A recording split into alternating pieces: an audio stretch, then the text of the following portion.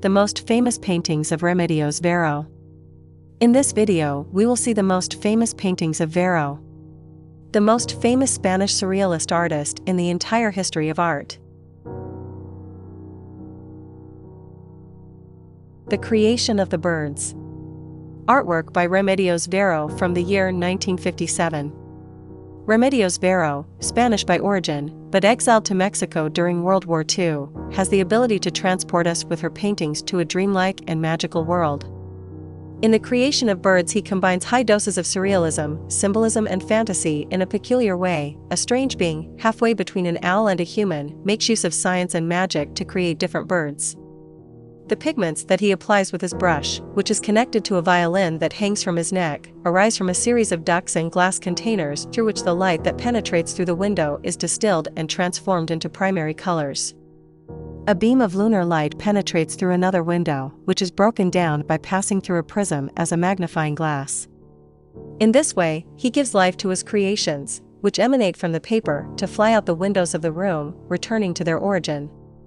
The painting can be interpreted as a clear allegory of painting itself, through which the artist gives life to the figures he represents, a life that transcends beyond its support. It is also possible to see it as a symbolism of the writer's activity, from a brush or pen that emerges from his chest. From his interior, the writer transforms and gives life to elements that he takes from the outside, from nature, to make them yours. Some birds fly in search of a reader, others remain with the writer waiting for some retouching that will allow them to follow the path taken by their companions. And in addition, the creation must be done in total solitude, typical of nocturnal birds, in an austere environment and without distractions, since it is an activity that requires great concentration. Varo similarly represents the creative activity in other of his works, as is the case of Harmonia, always in a symbolic, magical and fantastic key.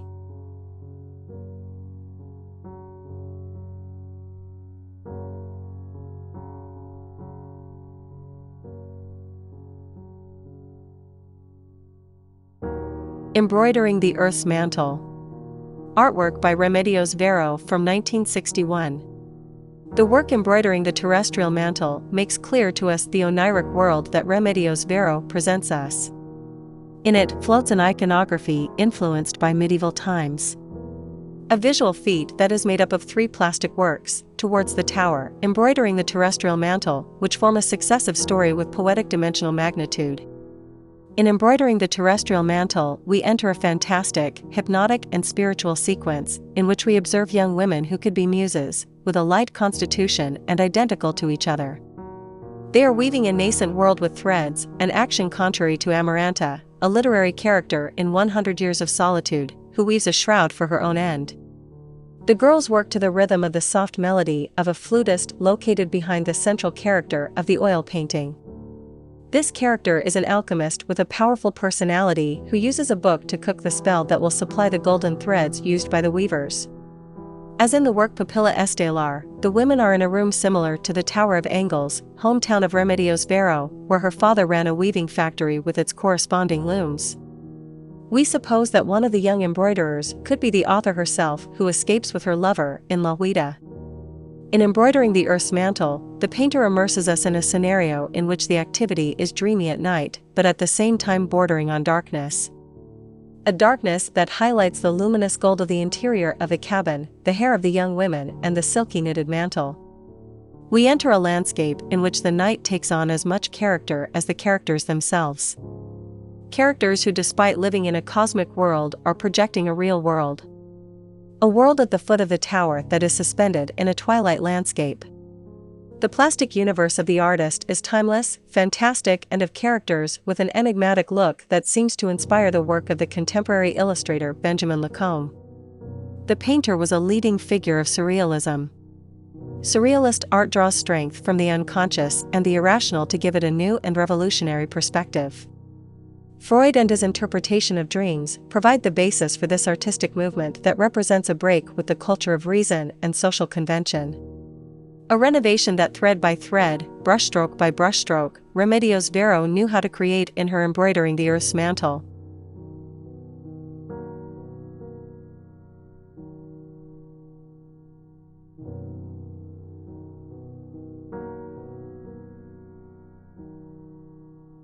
The Garden of Love. Artwork by Remedios Varo from 1951.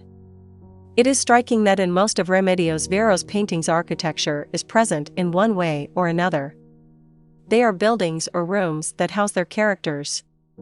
They can be refuges, places of work or leisure, but always dream places, belonging only in part to our world. They are cabins in the woods, castle towers with battlements, improvised temples. They are places from another, more naive, more mythical era. Like the architecture of the Trecento, examples of plastic synecdoche, when a tower represented an entire city or a tree was an entire forest. Like this room in the middle of the Garden of Love, where a statue woman or a spectre woman attends to a gallant birdman at the window. Red birds fly through the trees of this surreal paradise. It is perhaps a perfect example of love. Something impossible, beautiful, absurd. Varo's houses look like dollhouses, small, beautiful, without walls to spy on what's going on inside. They are isolated architectures in the middle of nature or merging with it. They are uninhabitable, impossible places, like this one, tiny but at the same time with infinite rooms and labyrinthine spaces. It is the beauty of the incoherent. Incoherent like love. Surrealists like Varo knew a lot about this.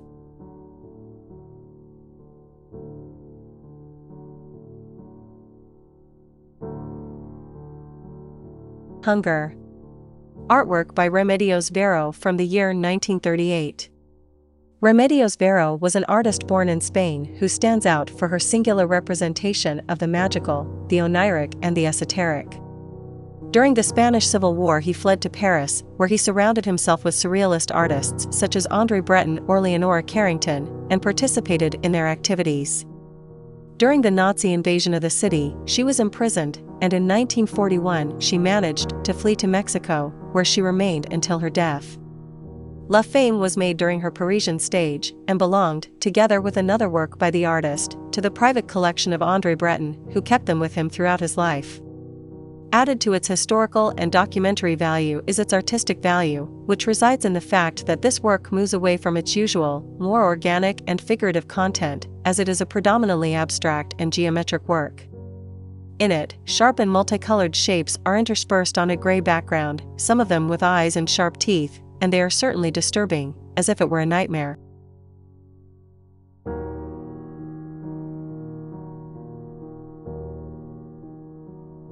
Stellar Papilla. Artwork by Remedios Varo from the year 1958. Going deeper into the hypnotic work of Remedios Varo is like moving into the world of psychoanalyst Sigmund Freud's interpretation of dreams. We enter the scenarios in which the night takes on as much character as the characters themselves. Characters that seem to have come out of a chanson de geste to transmute into beings that survive a cosmic world full of the subtle alchemy of Varo. The setting for Star Papilla represents a dreamlike landscape, where a mixture similar to a Gregorian atmosphere, the surrealism of El Bosco's style and the three-dimensional perspective of Giorgio de Chirico, creates a particular place where a magical watchtower, an almost ethereal creature and a bright moon invites us to enter a metaphysical environment, similar to the archetypes of psychiatrist Carl Gustav Jung. In Stellar Papilla, we observe a fragile-looking woman inside a fantastic cabin, suspended in the thick fog that clouds the night. In all likelihood, said construction is the Tower of Angles, Girona, the artist's hometown. Within an iconography of medieval influence with which the artist used to work, it shows a little female character feeding a caged moon that accepts a porridge of stars with delight. The tube that crosses the roof of the tower is an element of importance for Remedios Varo's art, since that tube chimney reminds her of the textile factory owned by her father. The blonde-haired woman is sitting on a bench in front of a small table. The straightness of the legs and the angle formed by the legs give firmness, in contrast, to the unusual weightlessness of the tower. In this sequence, the chimney works as a sucker for stars and cosmic dust. The pipe ends up in a manual grinder that grinds up stars and cosmic dust into an energetic galactic mush. The features of the night star are calm, tender, its light illuminates the entire room and gives balance to the composition, as well as producing a bucolic sensation to the scene. In Stellar Papilla, Remedios Varo materializes the universe of the subconscious, in which thoughts and images are threaded together, until it becomes a real world in the eyes of the observer.